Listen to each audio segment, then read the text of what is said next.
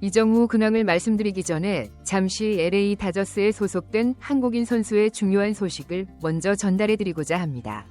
메이저리그 최강팀으로 불리며 월드시리즈 우승은 물론이고 이번 시즌에도 강력한 우승 후보로 꼽히는 LA 다저스가 이번 시즌 KBO에서 활약했던 김혜성 선수를 영입했는데요.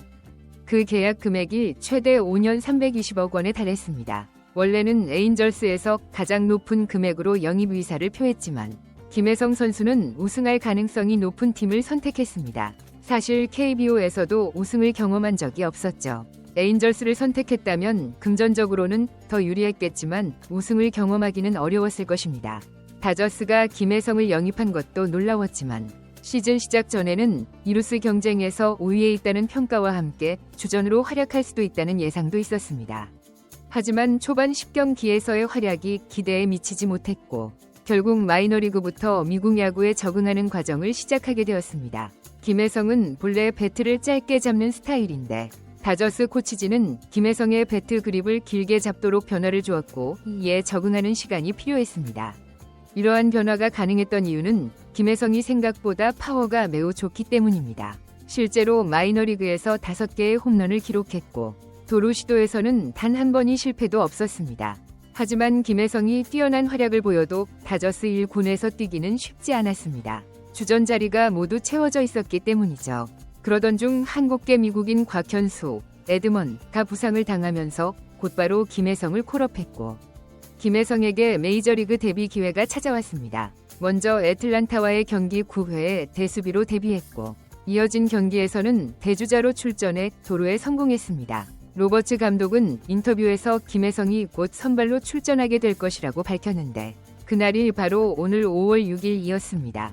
김혜성은 마이애미와의 원정 경기에서 9번 타자 2루수로 선발 출전하게 되었습니다. 상대 투수는 99마일 강속구를 던지는 과거 사이 영상을 수상한 알칸타라였습니다. 첫 타석에서 99마일 강속구를 정확히 맞췄지만 펜스 근처에서 수비에 잡히고 말았고 벤치에서 동료들이 격려해 주었습니다. 5회의 선두 타자로 다시 알칸타라를 상대했는데 156km 패스트볼을 밀어쳐서 메이저리그 데뷔 첫 안타를 기록하게 되었습니다. 김혜성이 꿈꿔왔던 무대에서 꿈을 현실로 만드는 순간이었습니다. 김혜성이 안타를 친 후에는 영광스러운 순간을 기념하기 위해 볼보이가 공을 챙겨 다저스 벤치에 보관하게 되었습니다.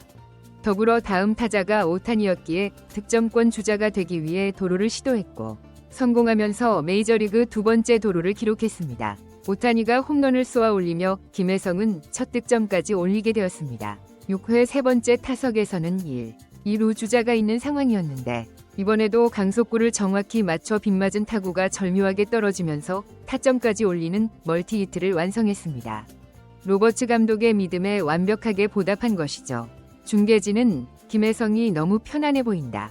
자신의 장점을 다양하게 잘 보여줬다. 내일도 선발 출전할 가능성이 높다. 고 평가했습니다. 공격과 수비, 주로 모든 면에서 훌륭한 활약을 펼쳤으니 당연한 평가라 할 수 있겠죠.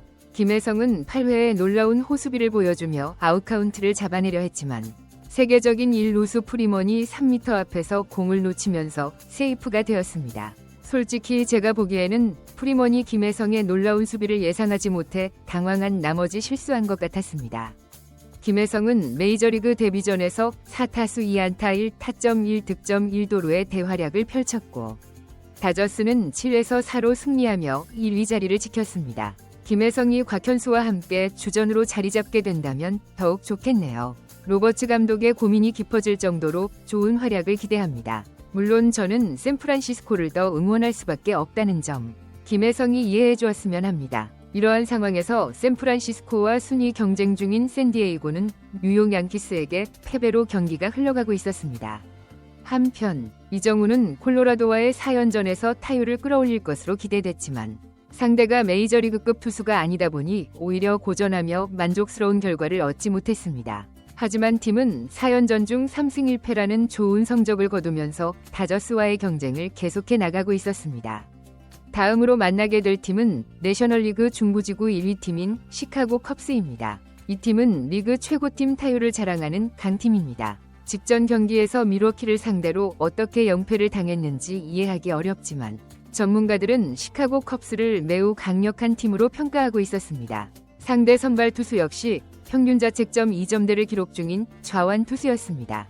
이런 상황에서 이정우가 불리함을 느끼고 안타를 치지 못할까 걱정할 수도 있지만 이정우는 오히려 수준 높은 투수일수록 안타를 더 잘 쳐내는 특성이 있습니다. 게다가 투구 내용이 좋아 3번이 타석을 맞이하게 된다면 그때 안타를 칠 확률이 높아지기 때문에 기대감이 생겼습니다. 물론 팀이 승리할 수 있느냐가 더 중요한 관심사였습니다. 샌프란시스코의 선발 투수는 랜던 웹이었습니다. 웹은 커브가 제대로 들어가거나 주심이 스트라이크 존을 넓게 잡아준다면 위력적인 투구를 보여주지만 커브가 제 기능을 하지 못하면 고전하게 됩니다. 이정우는 3번 타자로 출전했는데 라모스와 아다메스는 1회에 무기력하게 아웃되었고 이정우 역시 패스트볼 초구를 공략했으나 그라운드 볼로 아웃되었습니다. 경기는 3회까지 팽팽한 투수전 양상을 보이다가 3회 말 컵스가 2점을 선취하면서 샌프란시스코가 끌려가기 시작했습니다. 4회 선두 타자로 나선 이정우는 투 스트라이크로 불리한 카운트에 몰렸습니다. 컵스 투수가 3구째 유인구를 던졌지만 이정우는 속지 않았고 5구째 패스트볼을 정확히 밀어쳐 안타를 만들어냈습니다. 오랜만에 두 번째 타석에서 안타가 나와 마음이 놓였습니다. 이후 체프먼이 3루 방향으로 안타성 타구를 날렸지만 아쉽게도 3루수의 좋은 수비로 이정우가 2루에서 아웃되었습니다. 6번 타자 마토스가 투런 홈런을 터뜨리며 경기를 원점으로 돌려놓았습니다. 이정우가 득점하지 못한 것이 아쉬웠습니다. 접전이 계속되길 기대했지만 샌프란시스코는 이후 완전히 무너졌습니다. 내야 수비에서 실책이 연이어 발생하고 홈런도 2방이나 맞으면서 경기가 기울어졌습니다. 말씀드리기 민망할 정도로 경기가 엉망이 되었습니다. 이정우는 6회 타석에서 6구째 2루 땅볼로 아웃되며 3타수 1안타를 기록했습니다. 우리가 바라던 시나리오와는 거리가 멀었습니다.